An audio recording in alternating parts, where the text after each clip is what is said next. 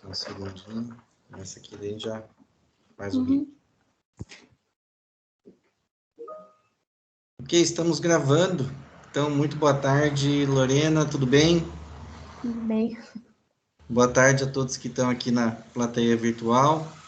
Então, hoje, no dia 23 de dezembro, às 2 da tarde, nós estamos iniciando o rito de defesa do mestrado da discente Lorena Médici Antônio, né, no programa de pós-graduação em Ecologia e Conservação. Então, a Lorena ela optou pela modalidade de defesa por parecer, no qual 2 membros da banca, além de mim, obviamente, avaliam o trabalho por um formulário escrito, né? E então os 2 membros da banca enviaram esse formulário, nós vamos fazer a leitura durante esse rito aqui.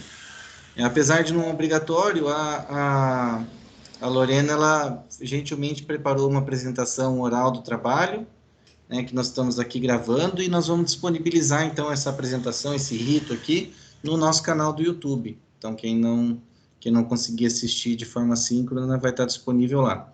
Então, como nós também estamos gravando e vamos disponibilizar no YouTube, também quem não quiser ter imagem exposta, e aí depois da apresentação quiser falar alguma coisa, espera a gente terminar a gravação para fazer comentários, tá?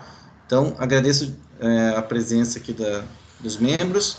Lorena, então, nós combinamos de você primeiro fazer a apresentação oral do trabalho, né? E depois a gente procede à leitura dos pareceres e, dependendo dos pareceres, a gente tem o resultado, né? Uhum. Então, por favor, a palavra está com você, você pode compartilhar a tela. Tá, já vou. E obrigado mais uma vez por preparar a apresentação. Não, imagina, é bom divulgar. Por a outra tela. Uhum. Tá. Se não aparecer, o André me dá um toque aí, fazendo um favor. Ainda não está no modo apresentação, mas já está aparecendo nos seus slides. Tá, só confirma para mim agora. Agora está no modo apresentação. Perfeito, Lorena. Ah, beleza. Então já vou começar. De fato, você não aparece mesmo. Você não aparece sua figurinha. Ele some a minha câmera, né? É alguma coisa do software mesmo, mas não tem problema absolutamente nenhum. O importante é você falar aí com os slides. Então tá. Tem bastante figurinha, vocês podem olhar bastante as imagens. Então, como o André falou, eu sou a Lorena, sou aluna de mestrado do programa de pós-graduação em Ecologia e Conservação, sob orientação do professor André Padial e como co-orientador Roberto Fusco Costa.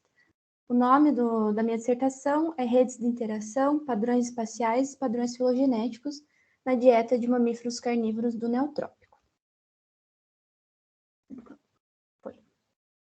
Então, quem são os carnívoros, né? Então, tem a ordem carnívora, que é composta por mamíferos, que eles têm uma anatomia e uma fisiologia adaptada para uma dieta com base em presas de animais vertebrados. Um dos exemplos mais claros são os caninos e o aparato carniceiro, que é uma formação no dente desses animais, especializado para o corte e trituração, né, das suas presas. Mas é um grupo bastante diverso, com espécies que tiveram especialização para dietas bastante variadas. Com isso, a gente tem algumas espécies que se alimentam realmente de presas animais, mas também tem outras que se alimentam exclusivamente de itens vegetais e um grande espectro de espécies que ficam no meio termo desses extremos. Então, a gente tem espécies que acabam tendo papéis funcionais diferentes no ecossistema. Um dos exemplos, quando a gente tem espécies que consomem presas animais vertebrados, a gente tem o controle populacional top-down dessas espécies, os predadores controlando a população das presas. E quando a gente tem espécies que se alimentam de plantas, principalmente frutos, eles acabam atuando no sistema como dispersores de sementes. Então, são vários aspectos que a gente acaba abordando simplesmente estudando a dieta dessas espécies. E por que estudar os carnívoros e a dieta dos carnívoros, né? Então, como eu falei, é importante a gente compreender o papel dessas espécies para um funcionamento do ecossistema, mas para isso a gente precisa do conhecimento básico sobre hábitos e padrões alimentares, além dos fatores que determinam esses padrões, né? Ainda quando a gente está estudando dieta, a gente tem as informações tanto da relação entre os predadores com as suas presas e também entre predador-predador, ou seja, entre possíveis competidores. E essas informações, elas são uma base para a gente compreender diferentes processos ecológicos. Ou seja, ela possibilita a gente identificar potencial de sobreposição entre predadores. E também saber quão generalista ou quão especialista é uma espécie possibilita a gente entender qual a pressão que esses predadores vão fazer nas suas populações de presas e a pressão nos seus competidores. Portanto, entender tudo isso é importante na função dessas espécies em ecossistemas. Por isso que a gente acaba focando na parte da dieta. Ainda sobre os carnívoros, a gente tem mais de 60 espécies, mas infelizmente a literatura sobre a ecologia trófica dessas espécies ela ainda é bastante difusa. E ainda os mecanismos que estão por trás disso, eles também não são muito bem compreendidos, são poucos estudos em relação a isso. Então a gente carece de informação sobre o quão abrangente são os estudos que estão disponíveis sobre esse tema para essas espécies. E os poucos estudos que a gente tem que abordam aspectos gerais, que não são somente a descrição de uma dieta, eles são limitados, né? Então, eles foram realizados em poucos locais, então a gente não tem uma representação muito grande, e ainda eles têm uma dependência de informação taxonômica com uma resolução muito baixa. Então, isso acaba dificultando, né, a qualidade dos trabalhos. O que a gente já tem sobre padrões tróficos, eu trouxe aqui 2 trabalhos que são um pouco mais recentes.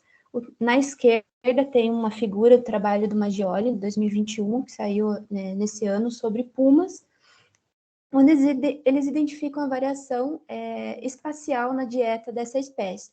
Eles avaliaram toda a cobertura vegetal dos locais onde foram encontrados os estudos, todos na Mata Atlântica, e eles identificaram que existe uma variação na composição da dieta dessas espécies conforme a cobertura vegetal.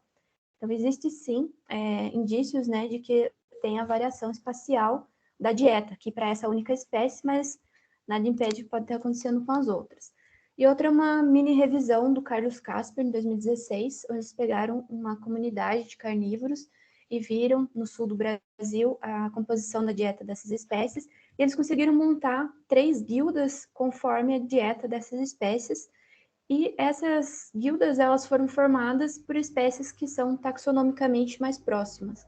Então, também é um outro indício de um outro tipo de padrão com base na dieta dessas espécies. Então, a gente resolveu abordar alguma coisa parecida, resolvemos fazer uma revisão ao longo de todo o Neotrópico, com o objetivo principal de identificar e descrever qual é a estrutura trófica das guildas dos carnívoros ao longo do Neotrópico. Mas também a gente quis explorar alguns fatores por trás desses processos de estruturação. Para isso, a gente fez uma análise de redes de modularidade e procuramos um padrão tanto espacial quanto um padrão filogenético. Enquanto a gente estava fazendo essa revisão, no começo desse ano, saiu uma outra revisão de literatura também sobre dieta de carnívoros, também no Neotrópico. E os autores reforçam exatamente a necessidade da gente estimar com as informações disponíveis e como a falta delas impede a gente investigar os padrões alimentares para o grupo. Os dados que a gente teve, eles são semelhantes em questão de revisão desse trabalho, porém a gente trouxe análises diferentes com focos de discussão um pouco diferentes em relação aos padrões alimentares. Então, nosso trabalho acaba complementando um pouco essa revisão que saiu no início do ano. Então, para realizar o nosso trabalho, primeiramente eu fiz uma coleta de estudos, a gente coletou em 2018, 2019 e 2020, montamos uma base de dados, tentamos formar a estrutura das guildas tróficas e fizemos uma análise de rede, uma análise da variação espacial de 2 índices da dieta e avaliamos o papel da filogenia na estruturação de guildas. Para coletar os estudos, então, como eu comentei, foi no finalzinho de 2018 até o começo de 2019, e depois a gente fez uma segunda busca complementar em 2020, combinando essas palavras que estão relacionadas à ecologia trófica com o nome científico de cada uma das espécies que ocorrem no Neotrópico. Para isso eu usei 2 listas, uma mais antiga, de 2008, sobre uma lista de espécies de carnívoros terrestres do Neotrópico, e um outro conjunto de dados um pouco mais recente para complementar, que saiu agora no ano passado, também com a distribuição dos carnívoros no Neotrópico. Aqui eu mostro um pouco dos critérios que a gente usou para selecionar esses artigos. Então, juntando as duas buscas, encontramos cerca de 300 artigos, mas alguns eram repetidos, então esse foi o primeiro filtro. Depois restaram 263 artigos, mas com a aplicação de filtros a gente chegou em 140 artigos. Esses filtros foram, primeiramente, a seleção de estudos que tem uma tabela de descrição com o nome de cada item, a nível de espécie ou gênero de cada item que eles foram identificados na dieta. E esses dados precisavam estar disponíveis na forma de frequência de ocorrência ou de porcentagem de ocorrência na dieta, ou ainda de alguma forma que a gente pudesse transformar os valores. E a coleta, claramente, precisa ser dentro da região neotropical. E para usar os índices que a gente vai usar nas análises, a gente precisa categorizar a dieta dos predadores.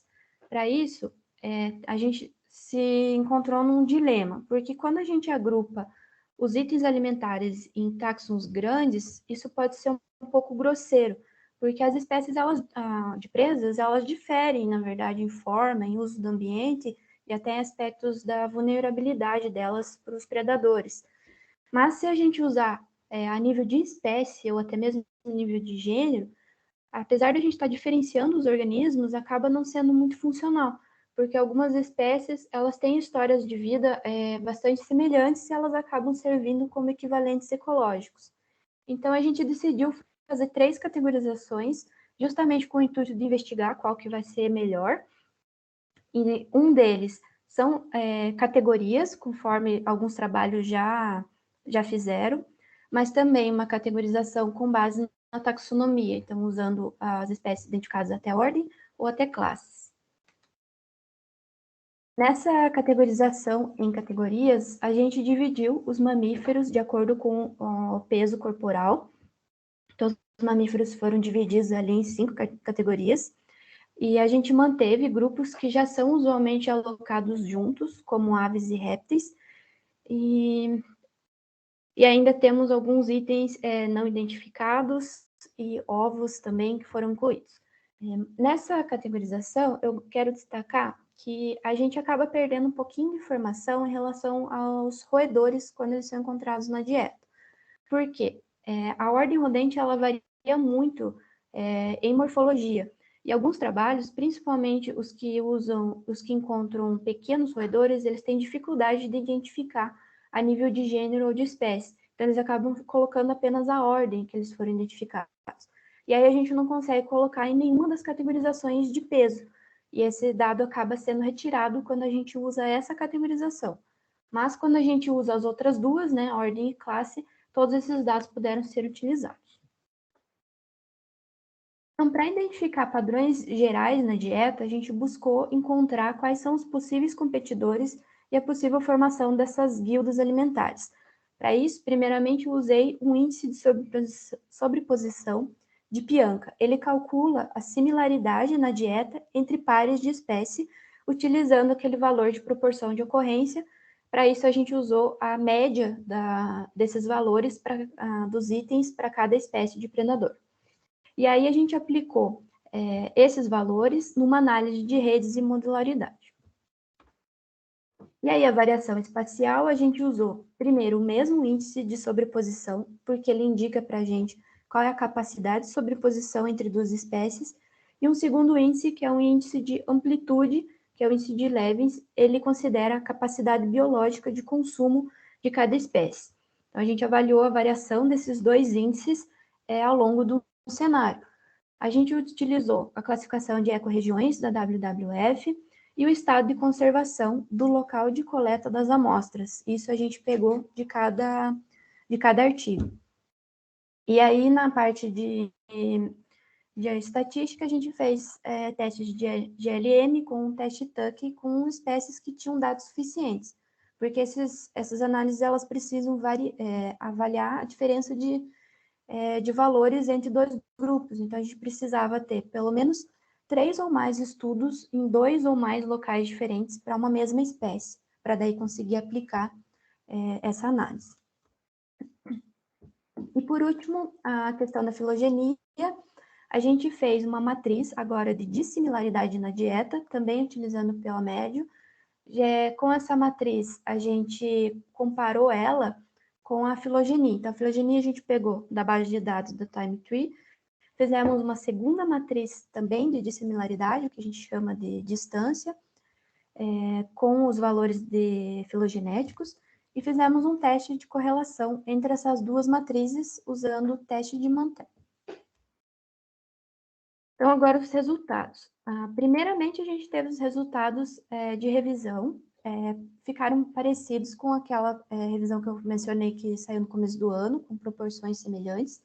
A gente encontrou trabalhos para 32 espécies, distribuídas em 6 famílias, mas uma delas ela tem apenas uma espécie, cerca de 140 estudos que foram realizados distribuídos em 160 locais ao longo do Neotrópico. Com isso, a gente conseguiu montar 2 conjuntos de dados.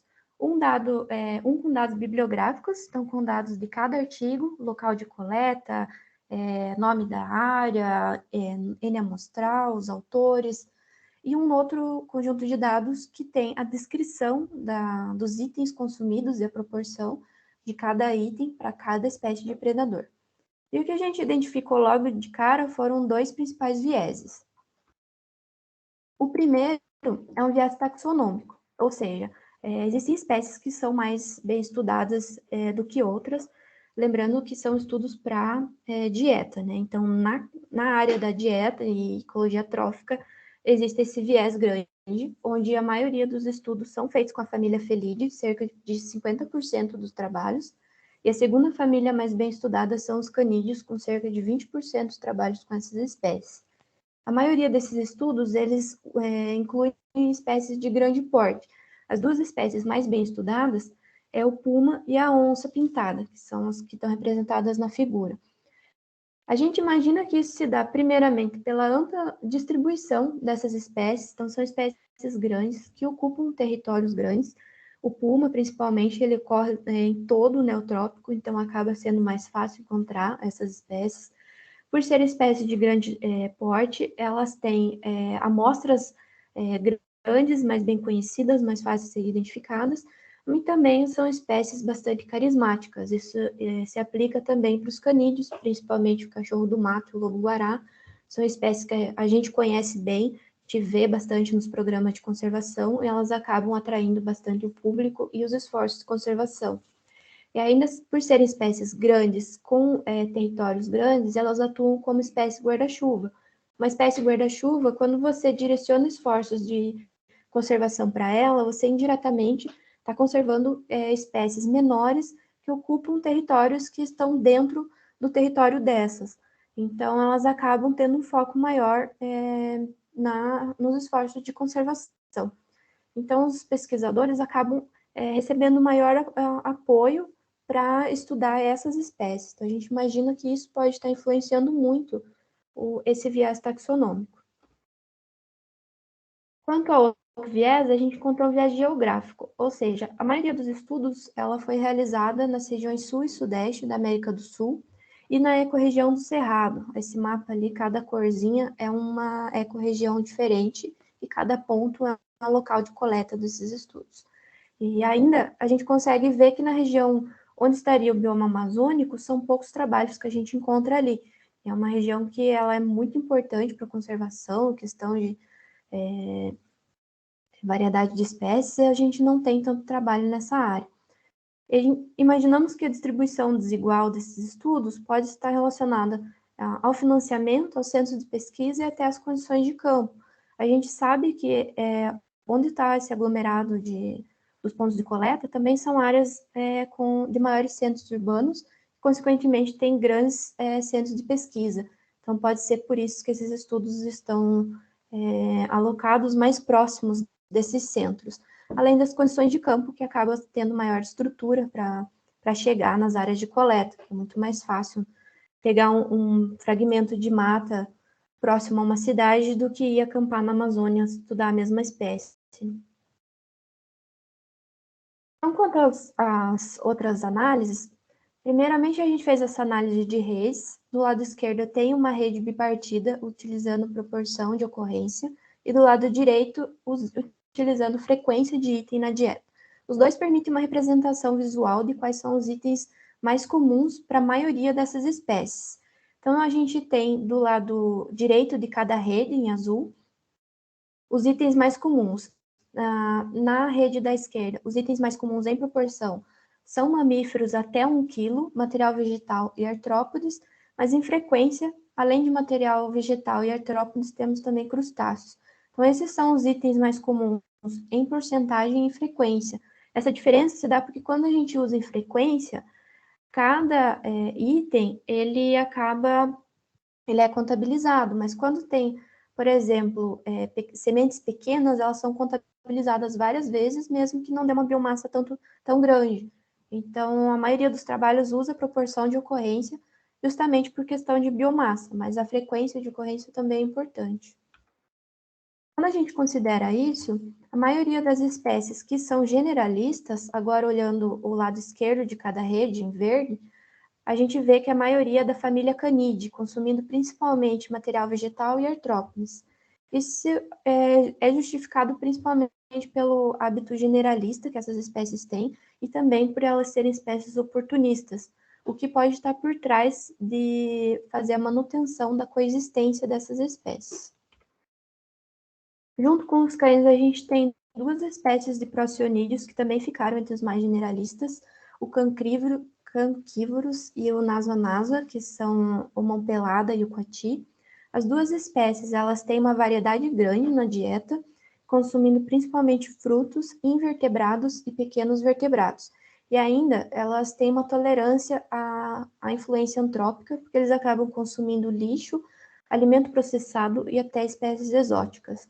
Então, isso também pode estar relacionado à capacidade de coexistência dessas espécies. Por fim, a gente vê que tem muitas espécies de felídeos nessa rede, na parte dos generalistas. Mas a gente precisa relembrar que nessa rede a gente está usando categorização por categoria.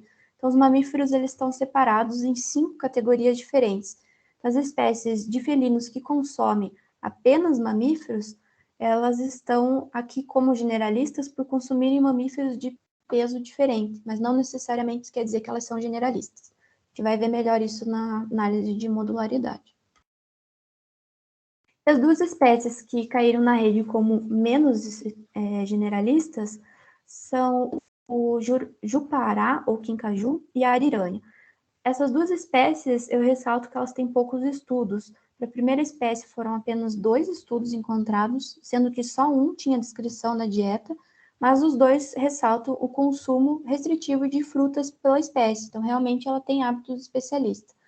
E a ariranha são apenas 3 estudos descrevendo a dieta, mas todos eles concordam que ela consome principalmente peixes. São 3 famílias de peixe que ela consome mais, então ela realmente tem um hábito mais especialista. Temos um N amostral baixo, mas ainda assim esses dados eles estão fazendo sentido. E agora eu vou para a segunda parte, que é a análise de modularidade. Aqui a gente consegue entender melhor como que os itens mais consumidos acabam possibilitando a gente agrupar as espécies. Então, é uma análise que acaba sendo útil para ajudar a identificar quais são as possíveis guildas tróficas, considerando todas as espécies. Isso pode indicar um potencial de competição com base nos itens alimentares. A gente usou as 3 categorizações que eu mencionei e tivemos 5 módulos semelhantes, com poucas espécies variando entre módulos. Por isso, eu vou mostrar somente esse módulo, que ele é um pouquinho melhor de visualizar, que é o das categorias. Então, o primeiro módulo que a gente encontrou são as lontras todas juntas, com uma dieta baseada principalmente em peixes e crustáceos. O segundo módulo são alguns canídeos, junto com os procionídeos, e um urso, que temos uma única espécie de ursos no Neotrópico, com todas agrupadas principalmente pelo consumo de plantas, aves e artrópodes. Depois nós temos 2 módulos formados pela maioria com felinos. Lá na rede bipartida, como eu falei para vocês, essas espécies eram consideradas mais generalistas, mas aqui a gente vê que a maior parte do consumo são realmente mamíferos, então eles são considerados restritamente carnívoros. A maior parte da base do primeiro grupo são mamíferos de médio porte e répteis, o módulo de cima ali, e o segundo módulo é agrupado por pequenos felinos, consumindo principalmente mamíferos até 1 kg de biomassa. E o último módulo, a gente tem um agrupamento de mais canídeos, os coatis e os gambás, com uma dieta principalmente com base em artrópodes, mas também de plantas, então também ficaram agrupados juntos. Como eu falei, foram poucas espécies que variaram, mas a mais importante delas aqui é a gente reparar na jaguatirica, porque a gente sabe que o consumo de jaguatirica, o maior consumo pela espécie é de roedores, então tem aquela questão da gente perder um pouco de informação sobre essa ordem. Quando a gente usa categorias, ele identifica somente até a ordem rodente, acaba perdendo alguns valores, ela acaba ficando agrupada com a guilda que consome mamíferos de médio porte, porque ela consome um pouco também. Mas, quando a gente muda para categorização em ordem, ela cai lá junto com os gatos pequenos, justamente porque ela consome muito roedor e pequenos marsupiais. Então, a diferença na categorização para essa espécie aqui, você tem que prestar muita atenção na hora de avaliar esses resultados. Aí, sobre os padrões. A gente avaliou, então, o índice de Levins e o índice de Pianka e a variação desses padrões. Então, primeiro, o índice de Levins, que é o de amplitude de nicho. A gente identificou que essas espécies, elas tendem a manter a amplitude de nicho independente do local. Isso se dá possivelmente pela substituição de itens na dieta, sendo isso uma consequência da característica oportunista das espécies. Então, a ausência da variação espacial desse índice, para a maioria das espécies, ela também indica uma flexibilidade alimentar por esses predadores. Ou seja, a gente está reforçando que eles têm hábitos generalistas e oportunistas. E para entender o que está acontecendo, esses valores, eles são proporções dos itens da dieta de cada espécie. Então, esse valor ele pode estar se mantendo entre locais, mas não necessariamente quer dizer que a dieta é a mesma, porque eles podem estar encontrando os equivalentes nos diferentes locais. Então, a dieta pode estar mudando em composição, mas não em proporção.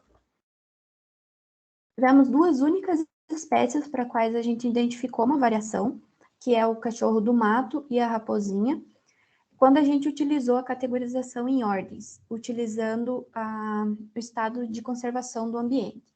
O que aconteceu?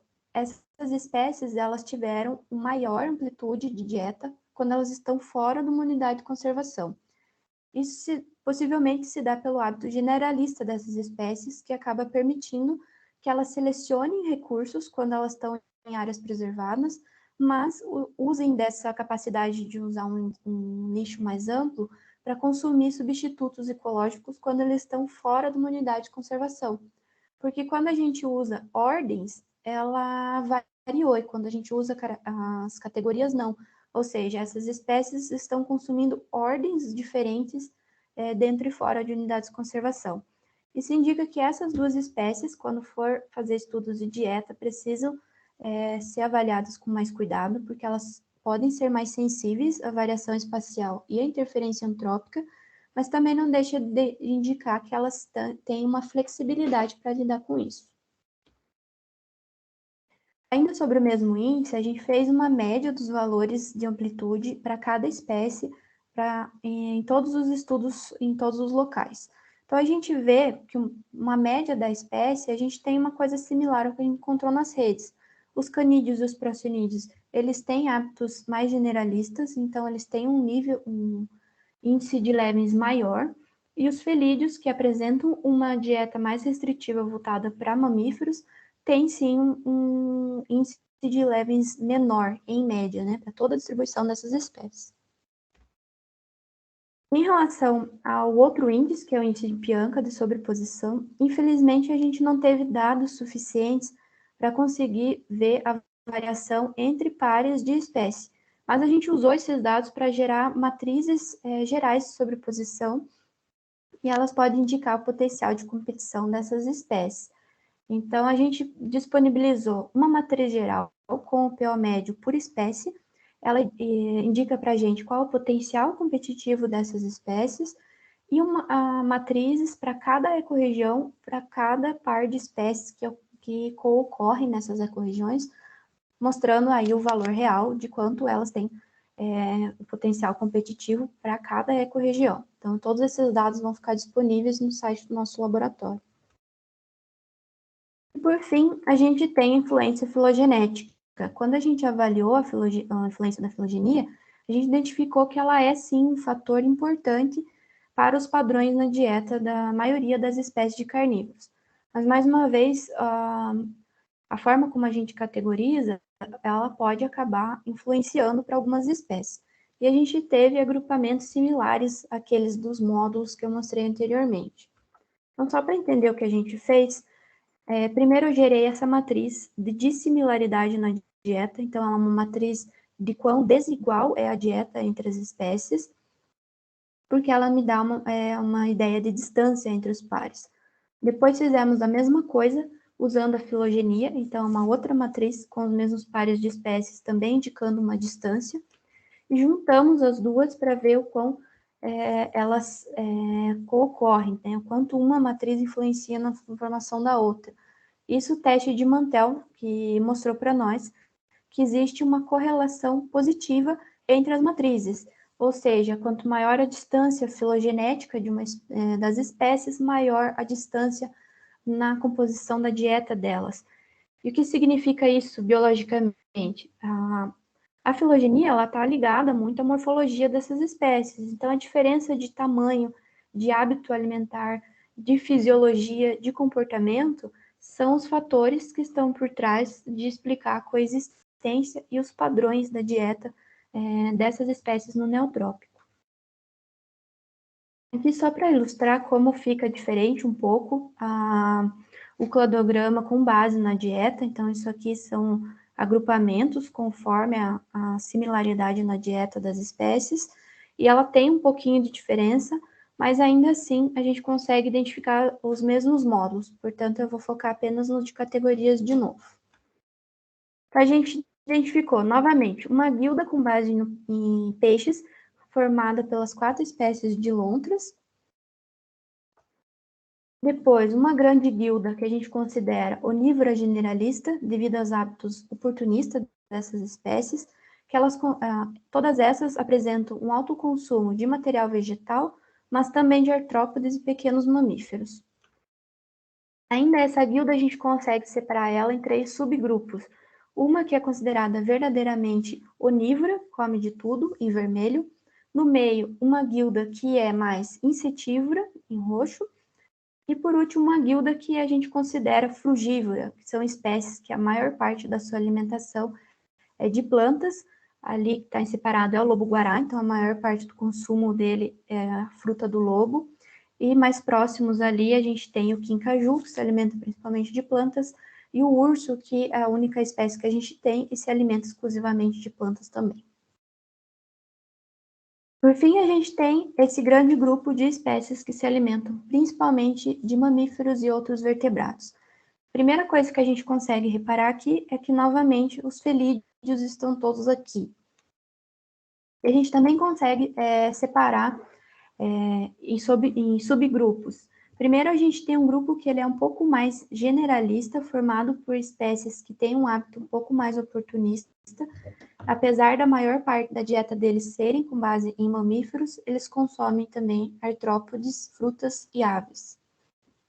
E os outros 2 subgrupos são espécies que a gente considera estritamente carnívoras, porque a base alimentar deles é principalmente mamíferos. Na esquerda, a gente tem os gatos pequenos, a maioria do gênero leopardos, que tem uma base principalmente em roedores e outros pequenos vertebrados. A gente tem junto com eles ali, ficou o furão. Ele é um pouquinho diferente por consumir principalmente mamíferos, mas eles incluem crustáceos e outras presas aquáticas na dieta. E o último grupo, mais na direita, são espécies também com base em mamíferos, mas de grande porte. A gente vê até que a onça e o puma ficaram mais próximas porque são as duas espécies que consomem os maiores mamíferos. E a gente tem mais 3 espécies ali que têm um consumo de mamíferos de médio porte. Novamente, a gente destaca a jaguatirica, pelo mesmo motivo dos módulos, ela ficou agrupada junto com os felinos de grande porte, porque elas consomem mamíferos de médio porte, mas os roedores não são incluídos nessa análise. A hora que você coloca a mesma análise utilizando a categorização em ordem, que inclui aí os roedores que ela consome, ela volta a ficar entre os gatos pequenos naquele subgrupo do gênero leopardos.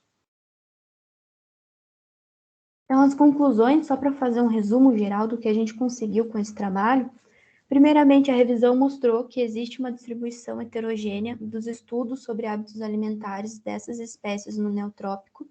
A gente conseguiu identificar quais são os principais itens consumidos por essas espécies ao longo de todas as suas distribuições e também conseguimos identificar que é possível organizar elas em guildas tróficas, dependente da análise, a gente teve guildas semelhantes. E ainda que a gente ressalta que essas semelhanças na dieta, apesar da gente estar falando aqui como para serem interpretadas como potencial competitivo, a gente ressalta que não são sinônimos de competição, porque tem muitos outros fatores que podem estar interferindo num processo de competição. E, por fim, a gente identificou que a filogenia tem uma influência na estruturação trófica, mas que, além disso, é importante a gente cuidar de como a gente categoriza os itens que são consumidos por esses animais. Eu quero agradecer que esse trabalho ele só foi realizado graças ao FPR e ao programa de pós-graduação.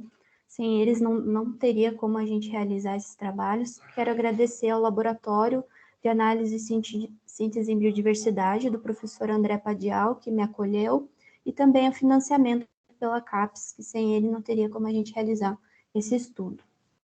E é isso. Muito obrigada, pessoal.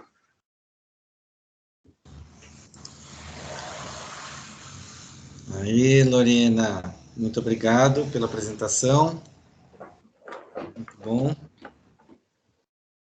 Então, parabéns pela apresentação, Lorena. Muito Obrigada. bacana. Foi bem didático, assim, pessoalmente eu fiquei muito feliz com a sua apresentação. Que bom. Várias figuras, muito didática. Eu acho que, assim, você conseguiu diferenciar bem da revisão feita pelo Cruz, né, que foi algo que meio que jogou um balde de água fria ali nos 45 do segundo tempo, né? Aí eu falei, nossa, professor, olha essa revisão. Acho que foi eu que te mandei ou foi você que mandou? Não lembro quem que mandou para quem. Foi eu que achei e mandei para você desesperada. Mas acontece, é assim, né? E tem esse tipo de coisa, cada vez mais vai ter, porque tem muitos cientistas pesquisando, mas eu acho que você pegou uma característica diferente do trabalho deles, né? Isso ficou claro pela sua apresentação e também pelo trabalho escrito. Parabéns, tá? Obrigada. Nós temos os pareceres para ler, ô Lorena, mas eu queria perguntar se alguém quer fazer algum comentário, lembrando que está sendo gravado, vai ser transmitido no YouTube. Se alguém quiser falar alguma coisa com a Lorena, antes da gente proceder às leituras dos pareceres. Fiquem à vontade. Então tá. Então acho que vamos proceder à leitura dos pareceres, Lorena, que na verdade o rito da defesa consiste nessa leitura, né? Isso, agora é a parte oficial. Né? Agora é a parte oficial. Então agora eu que vou compartilhar aqui minha tela, deixa eu só abrir aqui o arquivo. E eu vou compartilhar os 2 pareceres que nós recebemos, né? E a gente lê juntos. Compartilhar, onde é que tá mesmo, que eu já esqueci? Aqui.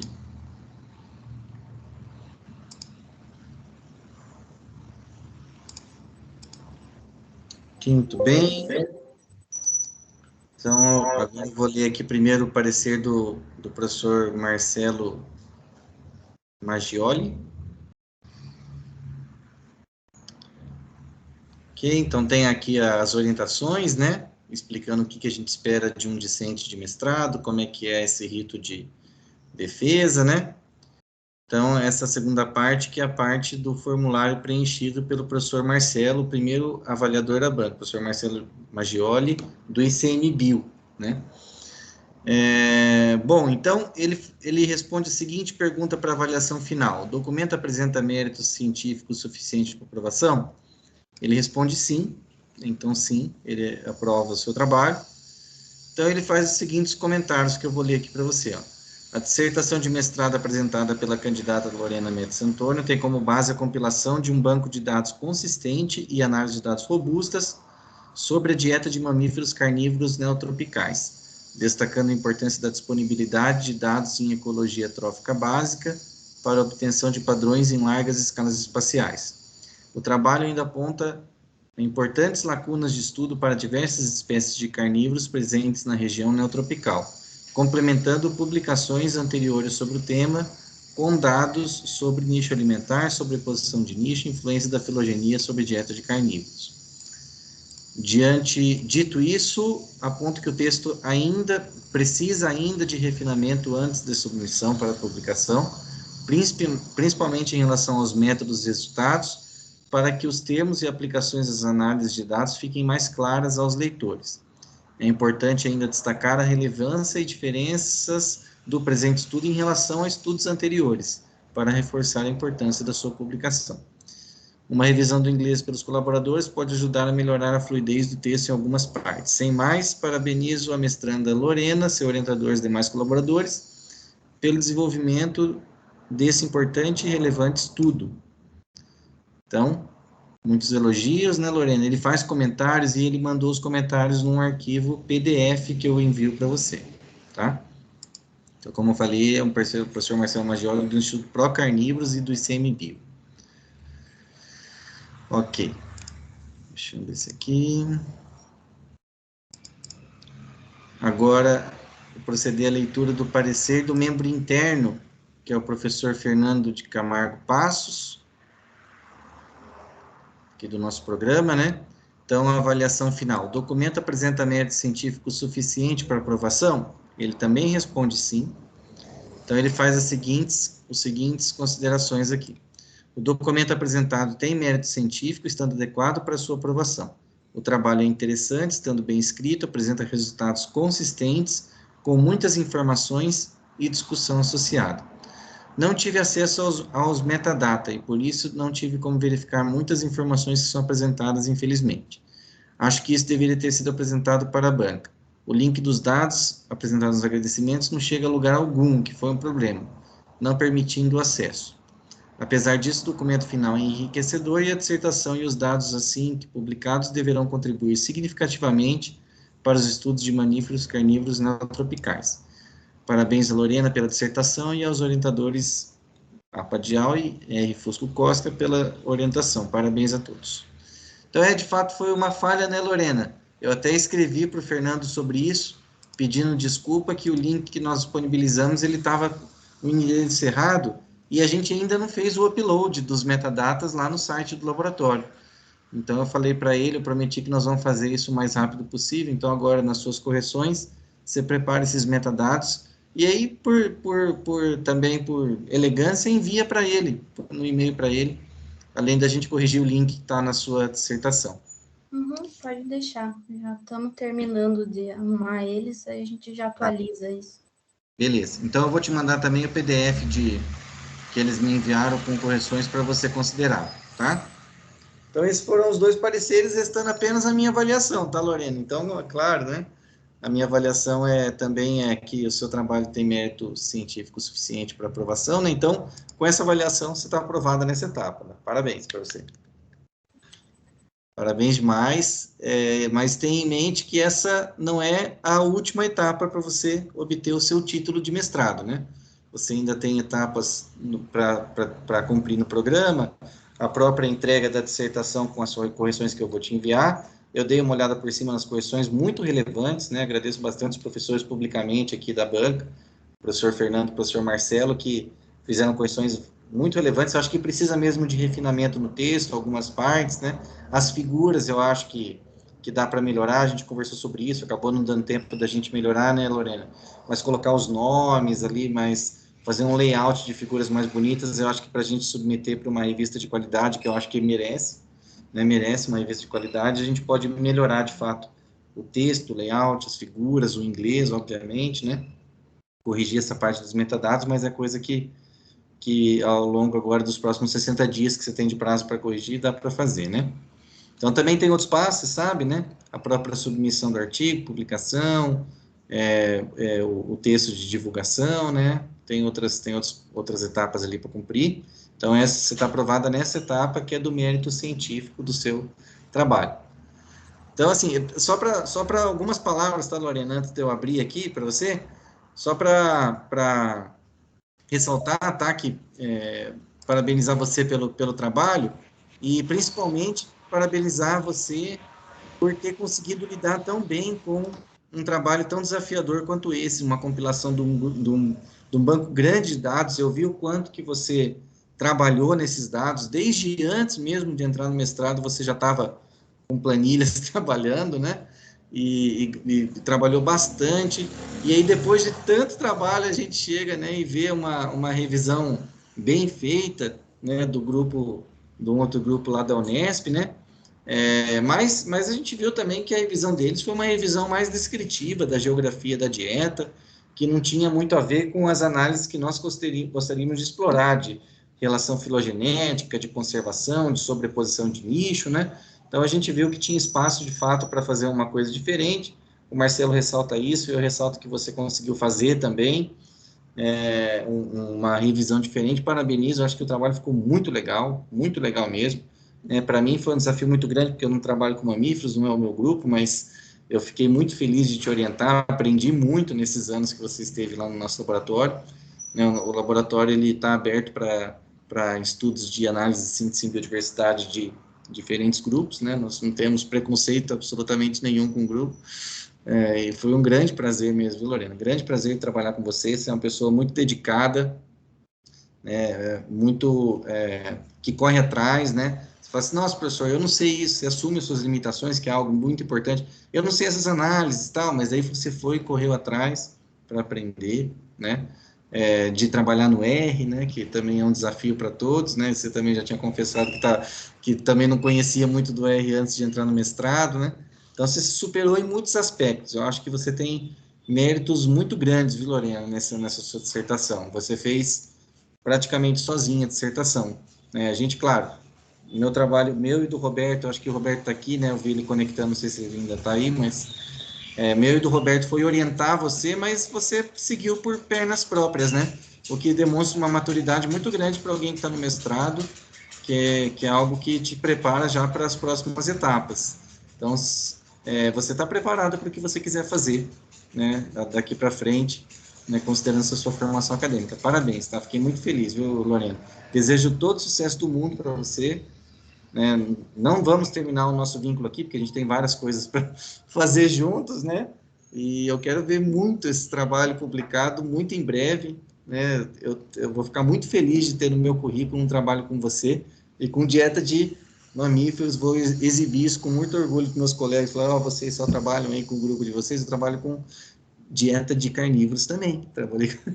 Vou ficar muito orgulhoso de ter um trabalho com isso, viu, Lorena? Muito obrigado, parabéns mesmo. E abro a palavra para você se quiser falar alguma coisa agora publicamente. Aqui. Fique à vontade. Eu só quero agradecer muito, principalmente lá em 2019, que fui desesperada falar com você, pedindo para me orientar, que eu queria entrar na ecologia, né? E você me acolheu na hora, sem pensar duas vezes. Então, isso foi muito importante para mim, de ser acolhida dessa forma. E, nossa, mesmo não sendo a sua área, nem a área dos meus colegas, muito ali, eu fui super bem recebida. Então, isso foi muito importante para conseguir realizar esse trabalho. Agradecer ao Roberto também, que chegou com essa proposta para mim lá em 2017, e a gente conseguiu, mesmo demorando, mas está saindo, né? Então, quero agradecer muito vocês. E a Sabrina, principalmente, infelizmente ela não pode assistir a apresentação, mas ela ajudou muito, essas análises não teriam saído sem ela. Então, a Sabrina e a Elvira ajudaram bastante também, tanto que elas, né, vão junto do trabalho. Então, mas é isso, só tô feliz de estar saindo, estou triste de estar saindo. A gente mantém com certeza o vínculo. Tô animada para colocar agora tudo isso em prática, que o meu plano é realmente esse, me especializar nesse grupo e começar a trabalhar com eles agora e outras contas abordagens, né? Mas foi uma experiência muito significativa. Só tenho a agradecer mesmo, todo mundo. Muito bem lembrado, né? Esqueci de falar, claro, a Sabrina te ajudou muito, né? Sabrina Elvira. O Emílio também te ajudou muito, né? Agora eu vi que o Emílio está aqui, né? Obrigado, Emílio, pela presença e por toda a parceria e auxílio aí. Foi um grande prazer mesmo, viu, Lorena? Você falou uma coisa que é interessante, que eu também sempre tenho esse gostinho agridoce na boca quando alguém defende, sabe? Eu fico feliz por vocês defenderam, estão cumprindo uma etapa, mas eu fico triste que eu estou perdendo, de certa forma, né, um pouco do vínculo ali. Espero que permaneça, claro, o vínculo, mas não vai ser tão intenso quanto a gente teve nesses últimos anos, obviamente, né?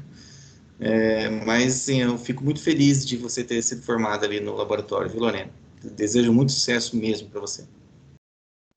Obrigada.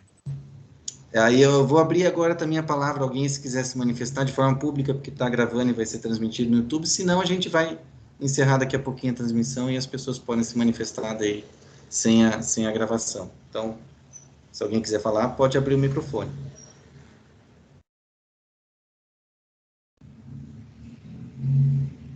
André, Pode falar, Emílio. eu só queria parabenizar, né, a Lorena, você, fico contente de ver a Lorena defendendo, né, uma luta dela antiga, tentando, né, continuar com os carnívoros, e parabenizar pelo trabalho, eu gostei do trabalho, acho que tem bastante coisa que você pode incluir e melhorar quando você for publicar, eu concordo com o André, né, tem umas coisas para serem revistas, e até termos, né? Tomar cuidado com alguns termos, mas assim, ficou muito legal. Eu não tinha muita noção de onde ia chegar, né? Quando você me consultava lá, eu achei que era um grupo bem mais restrito, ficou algo muito mais amplo do que eu esperava e bem interessante. Então, parabéns a vocês, parabéns ao Roberto também, né?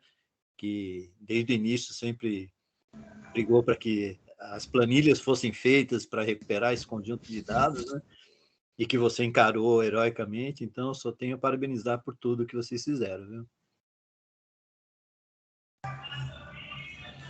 Obrigado, Emílio. Agradeço muito aí a parceria. Eu também, nossa, eu sou muito grata pelo Emílio, que me aguenta desde a graduação, só falando de carnívoro, só quero trabalhar com carnívoro, me tire dos botos, porque eu quero ir com os carnívoros. E ele sempre me acolheu também, e sempre, se você quer isso, então nós vamos atrás disso. Então, sempre me apoiou nessas escolhas, assim, por mais malucas que elas fossem. Então, obrigada, Emílio. Fico muito feliz de você ter conseguido assistir aqui hoje. Eu também estou bem feliz de ter podido assistir, e nenhuma escolha foi maluca, não, as escolhas são essas mesmo, né? E está de parabéns por persistir nelas, sabe?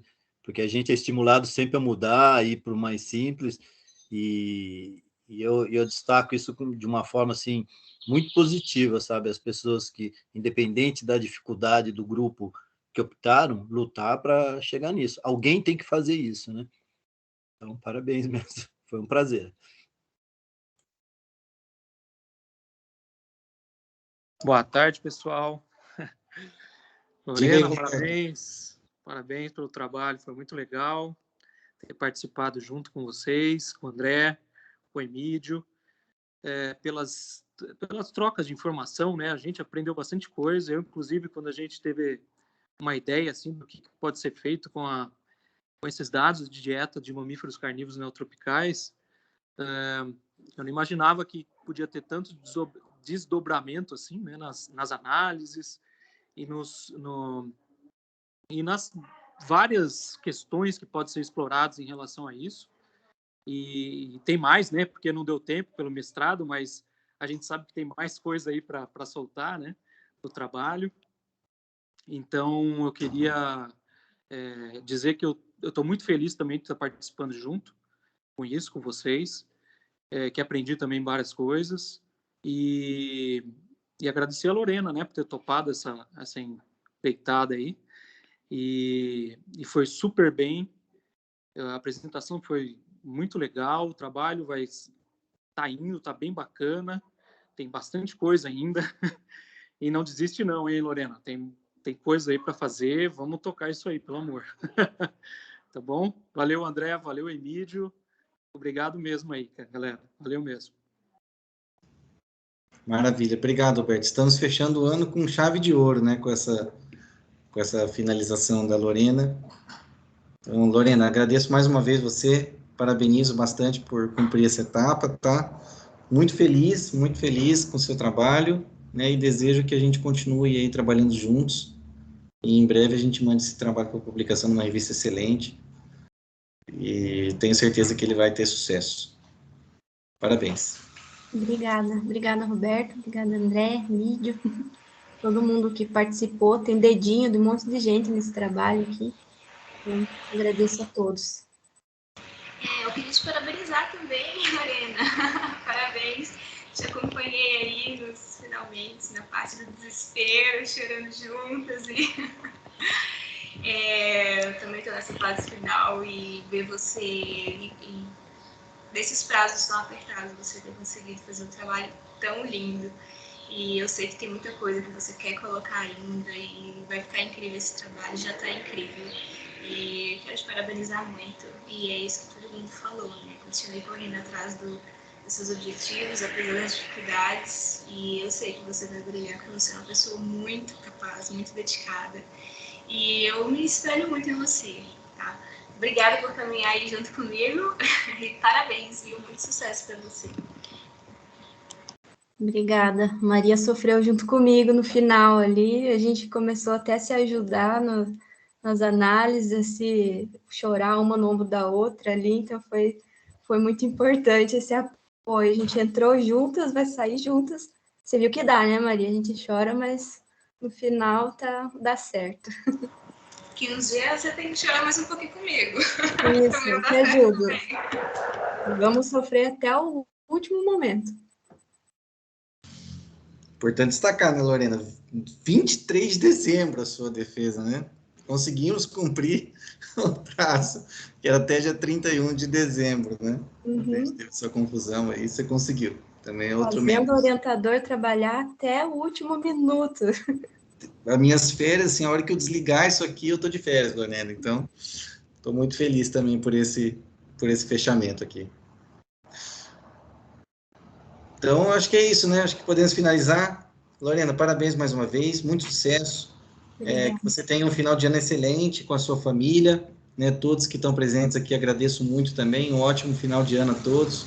Feliz Natal, ótimo ano novo. Que 2022 venha de forma muito mais produtiva, de forma muito mais tranquila do que foi os nossos últimos 2 anos, que foram bem difíceis, né? Mas eu tenho certeza que a gente vai superar os problemas e vamos sair mais fortes dessa.